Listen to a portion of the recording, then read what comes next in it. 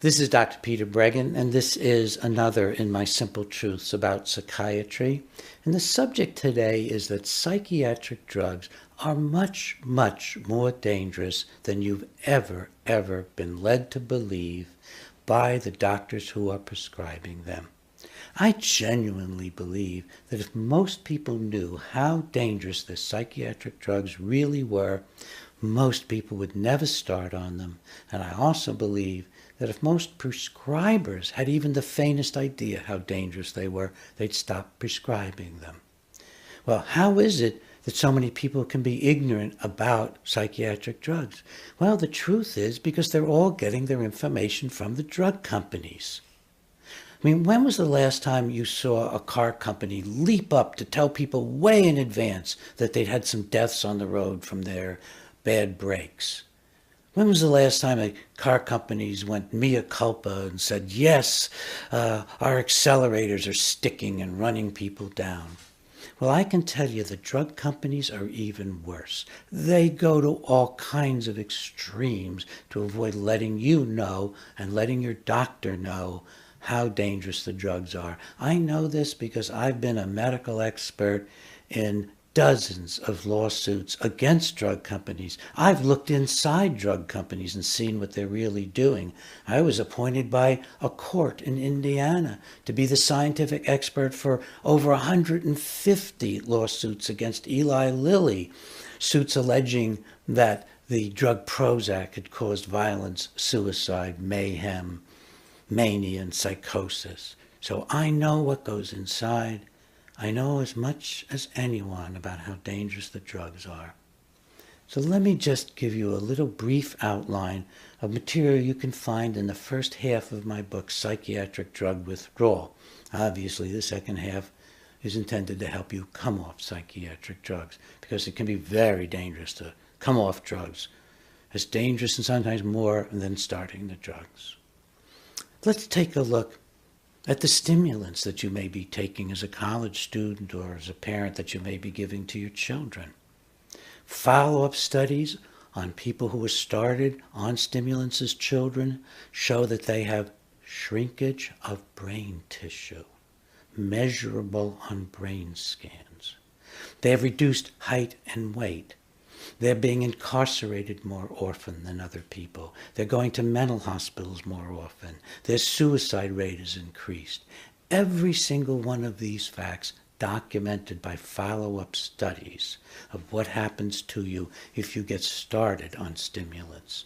And one particularly well-done study, the rate of cocaine abuse is greater when you become a young man or woman if you've been put on stimulants as a child. That's because the stimulant drugs, such as Ritalin and Concerta and Adderall and Dexedrine, they're so similar to cocaine in their effects. All right, let's look at another group, the sedative, sleeping pills that you're taking, like Sonata and Ambien, any one of the prescription sedatives used for sleep.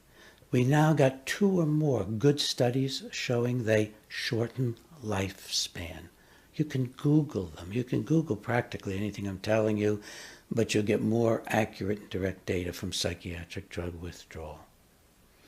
Now, what about the benzodiazepines, the tranquilizers like Xanax and Valium and Ativan and Klonopin? They're very addictive.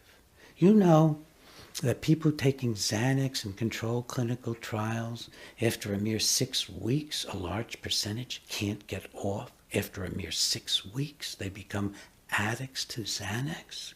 Great for the drug business, great for your psychiatrist or prescriber who just wants to write prescriptions. Terrible for you. These drugs now, several studies show, like Xanax and Ativan, they're causing shrinkage of the brain too. Coming off them can be an absolute horror story. It can be harder to get off those drugs than to get off opiates. They leave people who try to come off of them with horrendous insomnia, horrendous anxiety, aches and pains in their body, such pain in their feet that they can't stand up, that it's just too much pain, weird feelings throughout their body, and then the realization as they come off that their minds aren't working as well, that their memory loss for the past and have more trouble learning. Now, I know this is hard. It's hard for me to even talk about it, but it's really time to face up to just how dangerous these drugs are. So we've looked at the stimulants and the sleeping pills and the benzos. Now the antipsychotic drugs, which are not really antipsychotic drugs, they're just lobotomizing drugs that are being given to some people for sleep, like Seroquel is being given to people for sleep. And Abilify and Latuda and Risperdal and Zyprexa, all of these drugs are very damaging to the brain. They virtually wreck a part of the brain called the basal ganglia. They cause a dreadful disorder, tardive dyskinesia. I've done a whole Simple Truth video about tardive dyskinesia. They're shortening the lifespan.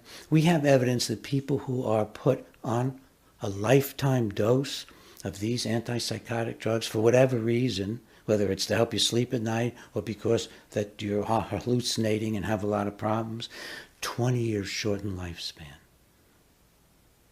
And we know some of the ways the lifespan's being shortened, because especially these newer antipsychotics, so-called second generation or atypical antipsychotics, they're even worse than the older ones in causing a metabolic syndrome. People get obese, they get diabetes, they get pancreatitis, they get elevated cholesterol, blood pressure is off. And then, since the drugs also cause heart arrhythmias and in combination with other drugs do even more cardiovascular damage, that's one of the ways in which people are having shortened lifespan on these drugs. The mood stabilizers, so-called, which are just emotionally flattening drugs. Most of them were originally anti-seizure drugs. The one we've studied for the longest time is lithium. If you stay on lithium for a lifetime, like your doctor tells you to, you're at grave risk of severe mental problems in the form of memory difficulties, learning new materials, conducting your affairs like you have your whole life. None of these drugs are good for your brain. All of these drugs are bad for your brain, and it shouldn't be any surprise. These drugs are producing multiple biochemical imbalances in brains that don't have any biochemical imbalance until a physician or prescriber puts you on the drug.